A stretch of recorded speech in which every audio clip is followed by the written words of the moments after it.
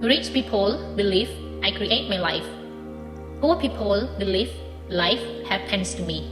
If you want to create wealth, it is imperative that you believe that you are at the steering wheel of your life, especially your financial life. If you don't believe this, then you must inherently believe that you have little or no control over your life, and therefore you have little or no control over your financial success. That is not a rich attitude. Did you ever notice that it's usually poor people who spend a fortune playing the lottery? They actually believe their wealth is going to come from someone picking their name out of a hat. They spend Saturday night glued to the TV, excitedly watching the draw to see if wealth is going to land on them this week. Sure, everyone wants to win the lottery, and even rich people play for fun once a while. But first, they don't spend half their paycheck on tickets. And second, winning the lotto is not their primary strategy for creating wealth. You have to believe that you are the one who create your success, that you are the one who create your mediocrities, and that you are the one create your struggle around money and success.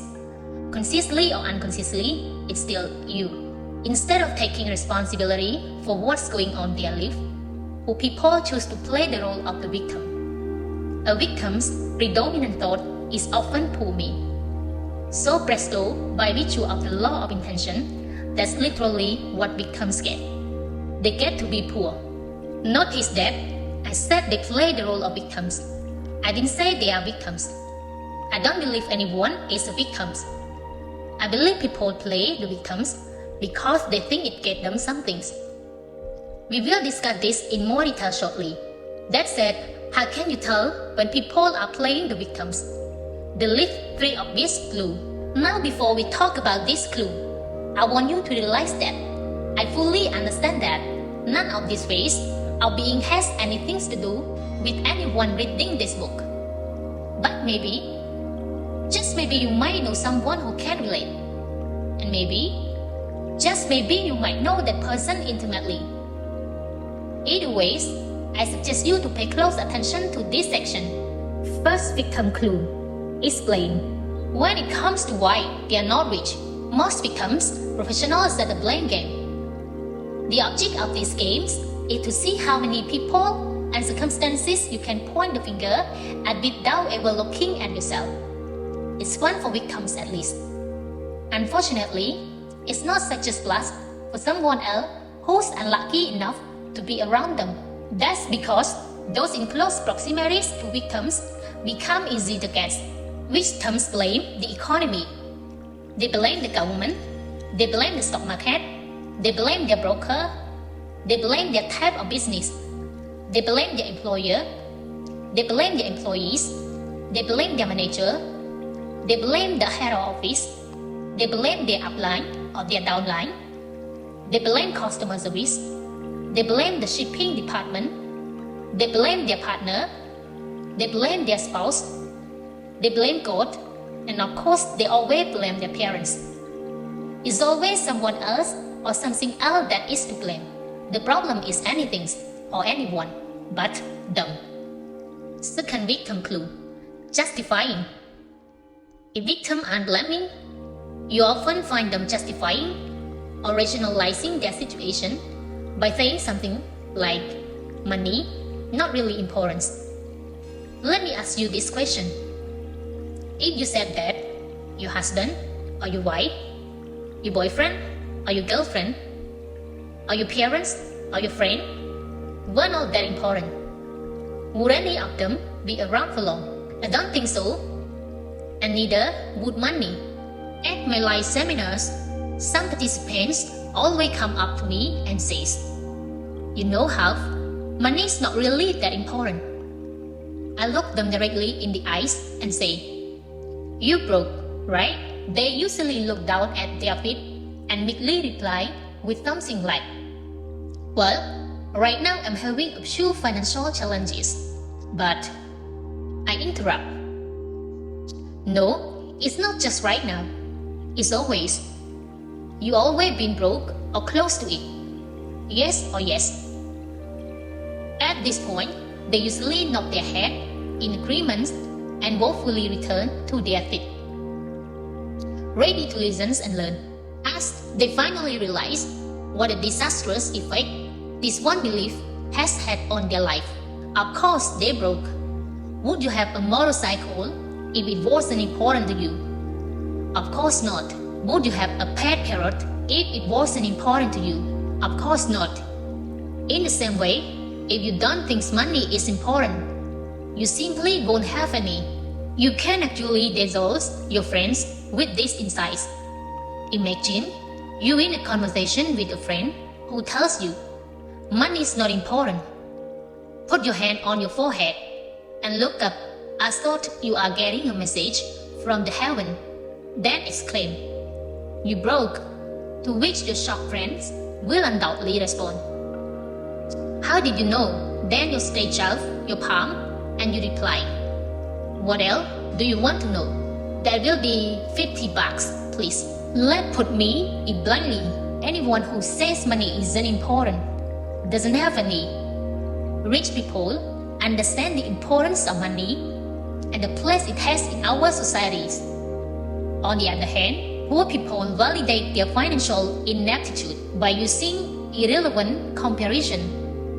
They argue, "Well, money isn't as important as love." Now, is that comparison dumb or what?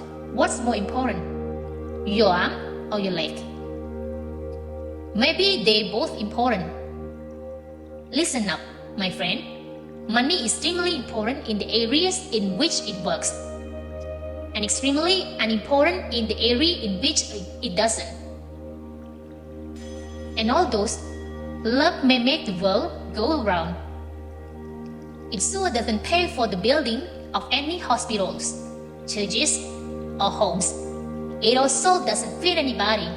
Not convinced? Try paying your bills with love. Still not sure? Then pop on over to the banks and try depositing some love and see what happens. I'll save you the trouble. The teller will look at you as if you just got a wolf from the loony bins and scream only one word: security. No rich people believe money is not important. And if I fail to pursue you and you still somehow believe that money is not important, then I have only two words for you: you broke. And you always will be until you eradicate that non-supportive file from your financial blueprint. Third victim clue: complaining. Complaining is the absolute worst possible things you could do for your health or for your wealth. The worst. Why? I'm a big believer in the universal law that states, what you focus on expands. When you are complaining, what are you focusing on? What's right with your life? Or what's wrong with it? You are obviously focusing on what's wrong with it. And then what you focus on expands. You keep getting more of what's wrong. Many teachers in the personal development field talk about the law of attractions. It said that likes attract like, meaning that when you are complaining, you are actually attracting prey into your life. Have you ever noticed that complainers usually have a tough life? It seems that everything that could go wrong does go wrong for them. They say, "Of course I complain. Look how crappy my life is. And now that you know better, you can't complain to them." No, it's because you complain that your life is so scrappy. Shut up and don't stand near me. Which brings us to another point.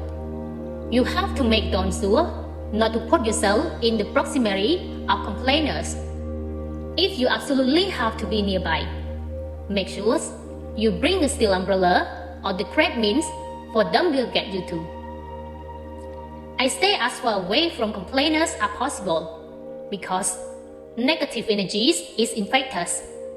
Plenty of people, however, love to hang out and listen to complainers. Why? It's simple. They're waiting for their turn. You think that bad? Wait till you hear what happened to me. Here's some homework that I promise will change your life for the next 7 days. Here's some homeworks that I promise will change your life for the next 7 days.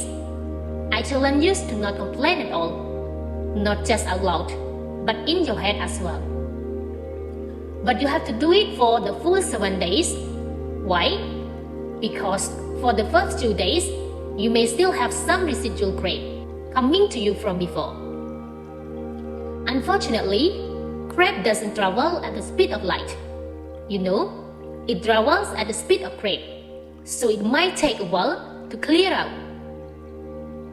I've given this challenge to thousands of people, and I'm blown away at how many of them have told me that this one. Things even sees, exercise has transformed their life.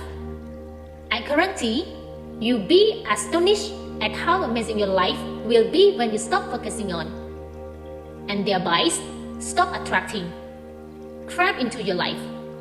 If you've been a complainer, forget about attracting success for now. For most people, just getting to natural would be a great start. Blame, justification, and complaining are like pills. They're nothing more than stress reducers. They alleviate the stress of failure. Think about it. If a person weren't falling in some ways, shape, or form, would he or she need to blame, justify, or complain? The obvious answer is no. From now on, as you hear yourself disastrously blaming, justifying, or complaining, here's and desist immediately. Remind yourself that you are creating your life and that at every moment, you will be attracting either success or crap into your life. It is imperative you choose your thought and word wisely. Now you're ready to hear one of the greatest secrets in the world.